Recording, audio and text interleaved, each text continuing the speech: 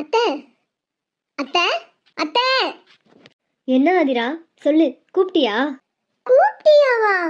அத்தை, எவ்வளோ நேரம் கத்திக்கிட்டு இருக்கேன், கூப்பிட்டியான்னு கேக்குறீங்க. என்னத்த, உங்க சிந்தனை எங்கேயோ இருக்கு. என்னாச்சு? ஏன் ஒரு மாதிரி இருக்கீங்க?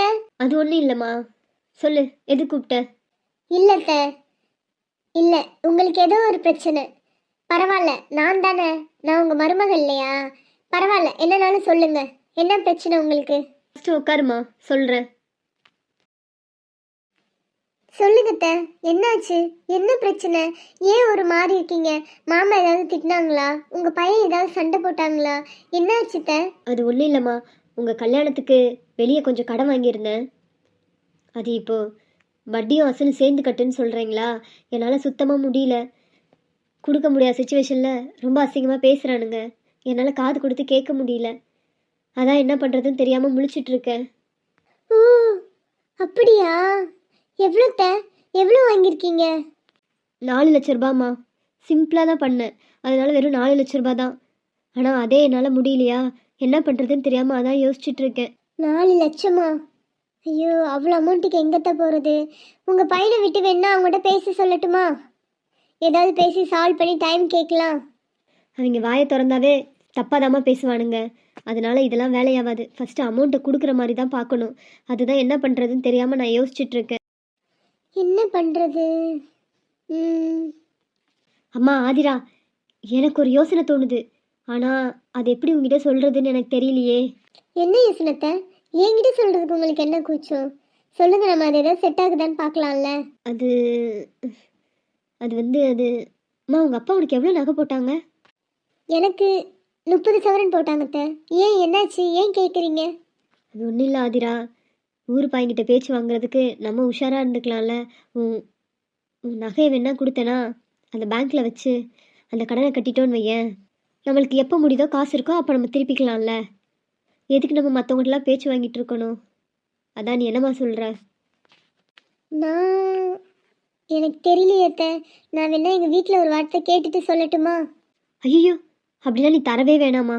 உங்கள் வீட்டில் கேட்டால் அது யாருக்கு அசிங்கம்? உன் புருஷனுக்கு தானே. ஐயோ, போனதுமே பொண்டாட்டி நகையை வாங்கி வச்சுட்டான்னு சொல்லுவாங்கல்ல.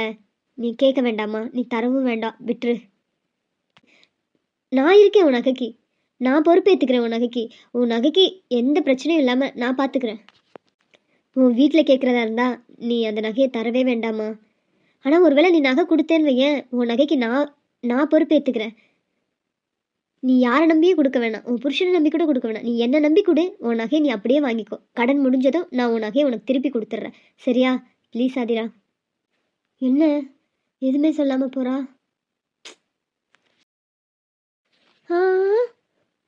ஆதிரா, என்னத்தை பார்க்குறீங்க?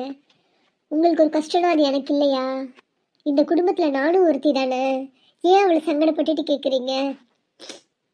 பரவாயில்லத்த, இன்னைக்கு இல்லைன்னா நாளைக்கு திருப்பிக்கலாம். நகை தானே, திருப்பினதுக்கப்புறம் நான் போட்டுக்கிறேன். இந்தாங்கத்த, இந்த நகையை ஃபஸ்ட்டு வச்சு உங்கள் கடனை அடைங்க. ஆதிரா, ரொம்ப தேங்க்ஸ்மா. இந்த நன்றியை நான் மறக்கவே மாட்டேம்மா. கண்டிப்பாக உன் நகையை நான் திருப்பி கொடுத்துருவேன். என்னை நம்பி நீ கொடுத்துருக்க. இந்த நகையை அதே போல் உனக்கு நான் திருப்பி கொடுத்துருவேன், என்னை நம்பு. ஐயோ அத்தை, நீங்கள் ஃபஸ்ட்டு வேலையை பாருங்கள். எனக்குள்ளே வேலை இருக்குது, நான் போகிறேன். எல்லா வேலையும் முடிச்சுட்டு உட்காரது சுகமா சுகம். ஐயோ, என்ன மூடில் இருக்காங்கன்னு தெரியலையே. கேட்கலாமா வேணாமான்னு தெரியல. சரி, கேட்டு பார்ப்போம். அம்மா யோசிச்சுட்டு நிற்கிறா, என்ன கேட்க போகிறான்னு தெரியலையே. சரி, சமாளிப்போம். அத்தை அத்தை அத்தை. வெளியூர் போயிருக்கேனா இல்லை வேறு ரூமில் இருக்கேனா? இங்கே தானே இருக்கேன். அத்தை அத்தைன்ட்டு இருக்க, என்ன சொல்லு? ஐயோ, மூடு சரியில்லை போல இருக்கே. எப்படி கேட்குறது? எதுவாக இருந்தாலும் சட்டுன்னு சொல்லுமா. கிச்சனில் வேலை இருக்குது, நீயும் ஒரு வேலை பார்க்க மாட்டேன், பார்க்குற என்னையும் விட மாட்டேன். என்ன சொல்லு, சட்டுன்னு சொல்லு. அத்தை, அது ஒன்றும் இல்லை. நகை வாங்கி 5 மாதம் ஆகுது. இப்போ வேற எனக்கு கன்ஃபார்ம் ஆகிருக்கு. பாப்பா நின்றுச்சுன்னு நினைக்கிறேன். அதனால எங்கள் வீட்டிலேருந்து வந்து பாப்பா தான் வைப்பாங்க. கையில் கழுத்தில் நகை இல்லாமல் இருந்தால் ஏதாவது கேட்பாங்க. எதையாவது மூட்டி தர முடியுமா அத்தை? அப்புறம் நீ சொல்கிறத பார்த்தா என்னமோ ஏன் தேவைக்கு எனக்கு கடன் அடைக்கிறதுக்கு உன் நகையை போய் நான் வாங்கி வச்ச மாதிரி பேசுகிற. நல்லா இருக்குடியம்மா நீ பேசுகிற கதை. ஆ, என்னத்த இப்படி சொல்றீங்க? உங்க தேவைக்கு உங்க கடனுக்காக தானே கொடுத்தேன், இப்போ இப்படி சொல்றீங்க? இங்கே பாரு, இந்த மாதிரிலாம் நீ போய் வெளியே பேசினா என்ன நினைப்பாங்க? ஆ, மறுபடியும் சொல்கிறேன், எனக்காக உன் நகையை நீ கொடுக்கல. என் பொண்ணு கல்யாணம் பண்ணுறதுக்கு கொடுத்தியா, இல்லை என் பையன் படிப்புக்காக கொடுத்தியா, இல்லை நான் கட்டுற வீடு பாதிலே நிற்கிதுங்கிறதுக்காக கொடுத்தியா? உன் கல்யாணத்துக்கு வாங்கின கடன் அது. அப்போ அது நீங்கள் தான் அடைக்கணும். அது உங்கள் பொறுப்பு தான். இதோட அந்த நகையை பற்றி என்கிட்ட பேசிக்கிட்டு வந்த அவ்வளோதான், உனக்கு சொல்லிட்டேன். நகையாமல நகை ஏதோ கொடுத்து வச்சிருக்க மாதிரி கேட்குறா. ஆளும் மண்டையும் பாரு.